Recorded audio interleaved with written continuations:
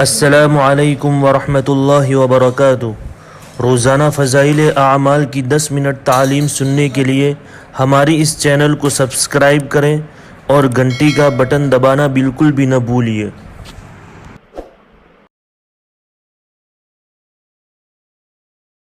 بسم اللہ الرحمن الرحیم۔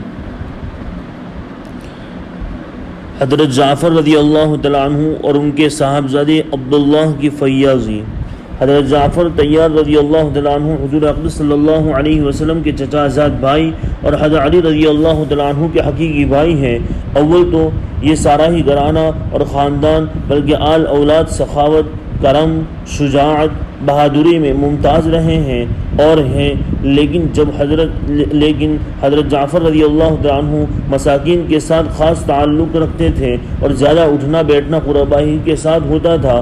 کفار کی تکالیف سے تنگ ہو کر اول حبشہ کی ہجرت کی اور کفار نے وہاں بھی پیچھا کیا تو نجاشی کے یہاں اپنی صفائی پیش کرنا پڑی، جس کا قصہ پہلے باب کے نمبر 10 میں گزرا۔ وہاں سے واپسی پر مدینہ طیبہ کی ہجرت کی اور غزوہ مؤتہ میں شہید ہوئے، جس کا قصہ اگلے باب کے ختم پر آ رہا ہے۔ ان کے انتقال کی خبر پر حضور صلی اللہ علیہ وسلم ان کے گھر تعزیت کے طور پر تشریف لے گئے اور ان کے صاحبزادوں عبداللہ اور عون اور محمد کو بلایا۔ وہ سب کم عمر تھے، ان کے سر پر ہاتھ پھیرا اور برکت کی دعا فرمائی۔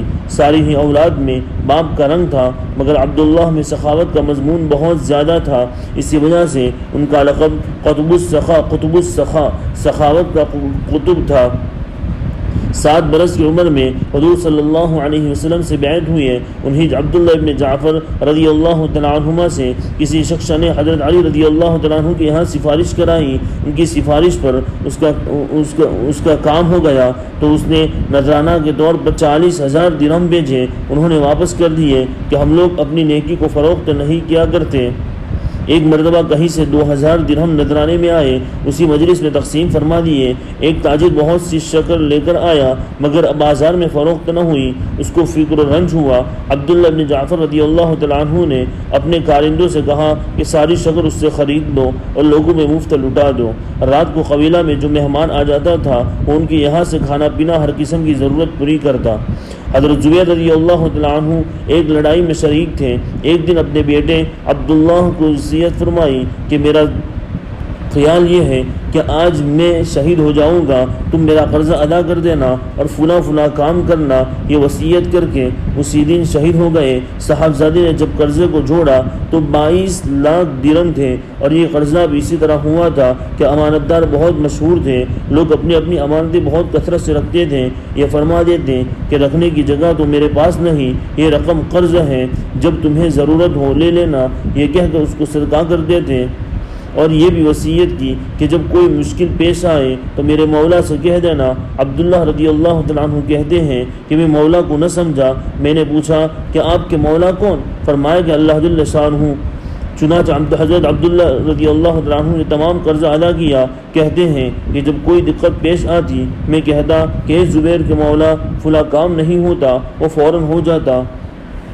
یا عبداللہ ابن زبیر رضی اللہ تعالیٰ عنہ کہتے ہیں کہ میں نے ایک مرتبہ ان عبداللہ ابن جعفر سے کہا کہ میرے والد کے قرضے کی فہرست میں تمہارے ذمے 10 لاکھ درہم لکھے ہیں۔ کہنے لگے کہ جب چاہو لے لو۔ اس کے بعد معلوم ہوا کہ مجھ سے غلطی ہوئی۔ میں دوبارہ گیا، میں نے کہا کہ وہ تو تمہارے ان کے ذمے ہیں۔ کہنے لگے کہ میں نے معاف کر دیے۔ میں نے کہا کہ میں معاف نہیں کراتا۔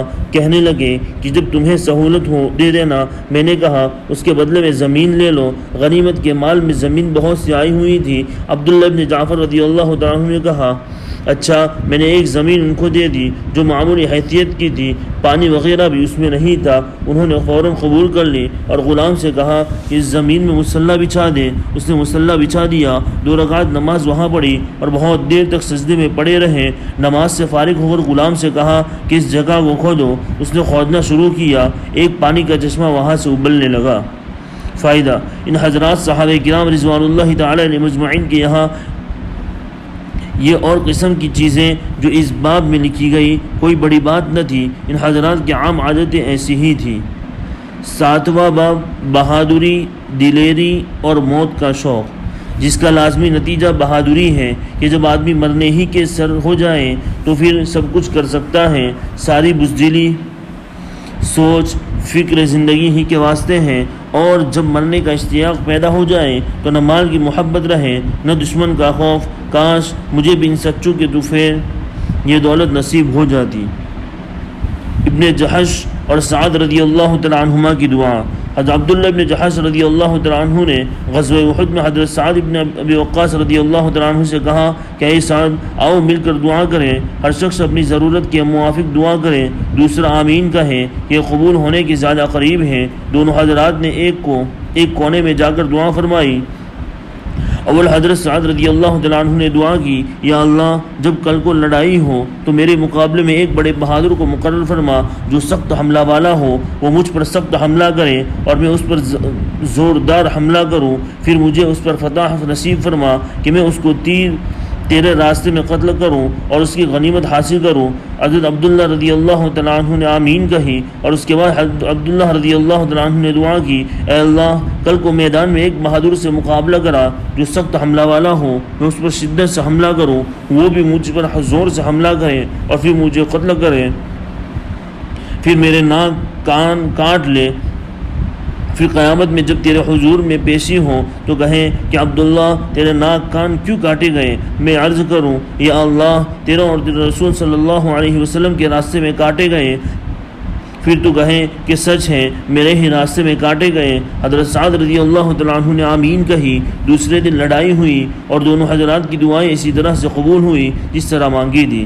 سعد رضی اللہ تعالیٰ عنہ کہتے ہیں کہ عبداللہ ابن جحش رضی اللہ تعالیٰ عنہ کی دعا میری دعا سے بہتر تھی۔ میں نے شام کو دیکھا کہ ان کے ناک کان ایک تاگے میں پروئے ہوئے ہیں۔ احد کی لڑائی میں ان کی تلوار بھی ٹوٹ گئی تھی۔ حضور صلی اللہ علیہ وسلم نے ان کو ایک ٹہنی عطا فرمائی جو ان کے ہاتھ میں جا کر تلوار بن گئی اور عرصے تک بعد میں رہی، اور 200 دینار کو فروخت ہوئی۔ دینار سونے کے ایک سکہ کا نام ہے۔ فائدہ اس قصے میں جہاں ایک جانب کمال بہادری ہے کہ بہادر دشمن سے مقابلہ کی تمنا ہے، وہاں دوسری جانب کمال عشق بھی کہ محبوب کے راستے میں بدن کے ٹکڑے ٹکڑے ہونے کی تمنا کریں، اور آخر میں جب وہ پوچھیں کہ یہ سب کیوں ہوا تو میں عرض کروں کہ تمہارے لیے۔ احد کی لڑائی میں حضرت علی رضی اللہ تعالیٰ عنہ کی بہادری۔ غزوہ احد میں مسلمانوں کی کچھ شکست ہوئی تھی، جس کی بڑی وجہ نبی اکرم صلی اللہ علیہ وسلم کے ایک ارشاد پر عمل نہ کرنا تھا، جس کا ذکر باب نمبر 1 قصہ نمبر 2 میں گزرا۔ اس وقت مسلمان چاروں طرف سے کفار کے بیچ میں آ گئے، جس کی وجہ سے بہت سے لوگ شہید بھی ہوئے اور کچھ بھاگے بھی۔ نبی اکرم صلی اللہ علیہ وسلم بھی کفار کے ایک جتھے کے بیچ میں آ گئے، اور کفار نے یہ مشہور کر دیا کہ حضور صلی اللہ علیہ وسلم شہید ہو گئے۔ صحابہ کرام رضوان اللہ تعالی مجمعین اس خبر سے بہت پریشان حال تھے، اور اسی وجہ سے بہت سے بھاگے بھی اور ادھر ادھر متفرق ہو گئے۔ حضرت علی رضی اللہ تعالیٰ عنہ فرماتے ہیں کہ جب کفار نے مسلمانوں کو گھیر لیا اور حضور صلی اللہ علیہ وسلم میری نظر سے اوجھل ہو گئے تو میں نے حضور صلی اللہ علیہ وسلم کو اول زندوں میں تلاش کیا، نہ پایا، پھر شہداء میں جا کر تلاش کیا، وہاں بھی نہ پایا، تو میں نے اپنے دل میں کہا کہ ایسا تو ہو نہیں سکتا کہ حضور صلی اللہ علیہ وسلم لڑائی سے بھاگ جائیں۔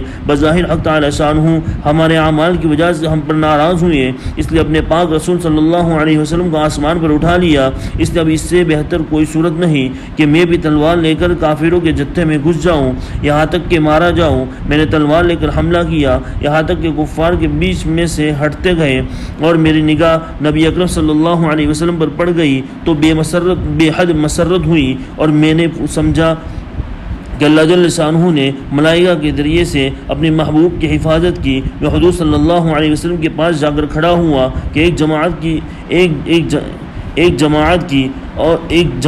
کفار کی میں حضور صلی اللہ علیہ وسلم کے پاس جا کر کھڑا ہوا کہ ایک جماعت کفار کی حضور صلی اللہ علیہ وسلم پر حملہ کے لیے آئی، حضور صلی اللہ علیہ وسلم نے فرمایا کہ علی ان کو روکو، میں نے تنہا اس جماعت کا مقابلہ کیا اور ان کے منہ پھیر دیے اور بعضوں کو قتل کر دیا۔ اس کے بعد پھر ایک اور جماعت حضور صلی اللہ علیہ وسلم پر حملہ کی نیت سے بڑھی۔